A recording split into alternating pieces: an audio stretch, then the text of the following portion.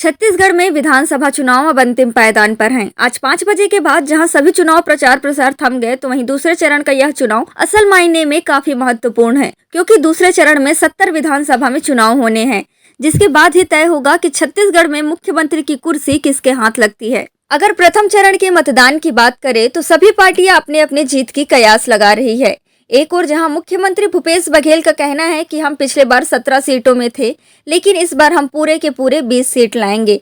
वहीं पूर्व मुख्यमंत्री रमन सिंह ने कहा कि 14 सीट तो हमारी तय है। दूसरे चरण के अंतिम फेज में अपनी स्थिति को बताते हुए पूर्व मुख्यमंत्री डॉक्टर रमन सिंह ने कहा कि छत्तीसगढ़ की हालात में अब परिवर्तन हुए हैं। हम पहले चरण में 14 सीटों पर रहेंगे और दूसरे चरण में भारी बहुमत से अपनी सरकार बनाएंगे। अब तो ये स्पष्ट हो गया और दुनिया के सारे सर्वे भी बता रहे हैं कि भारतीय जनता पार्टी तेजी के साथ पूर्ण बहुमत की ओर बढ़ रही है। सीटों की संख्या के बारे में एनालिसिस तो मैं नहीं करता, पर पूरे छत्तीसगढ़ में घूमने के बाद मैं ये कह सकता हूँ, भारतीय जनता पार्टी प्रथम और द्वितीय चरण के बाद स्पष्ट बहुमत के साथ सरकार बनाने जा रही है। एक तरफ बीजेपी है जो अपनी सत्ता वापसी के लिए हर संभव प्रयास कर रही है, और दूसरी तरफ कांग्रेस है जो अपनी सत्ता बरकरार रखने के लिए एड़ी चोटी का जोर लगा रही है।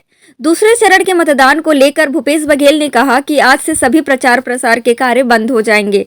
हमारी जीत तो तय है। मुझसे जहां तक संभव हो पाया मैंने सभी जगह का दौरा कर लिया है। तो 5 बजे प्रचार थम जाएगा। दूसरे चरण भी का प्रचार अब समाप्त 5 बजे के बाद, उसके बाद से डोर टू डोर, और परसों फिर मतदान होगा। और सभी तरफ बस्तर संभाग तो हो ही गया, राजनांदगांव लोकसभा हो गया, प्रथम चरण में हुआ।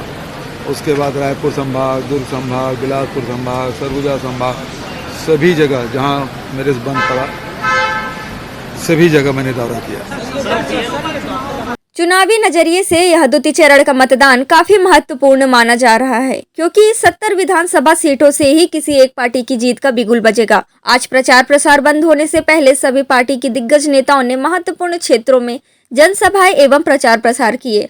अब दूसरे चरण और प्रथम चरण के मतदान का नतीजा क्या होगा, यह तो 3 दिसंबर के परिणाम आने के बाद ही पता चलेगा।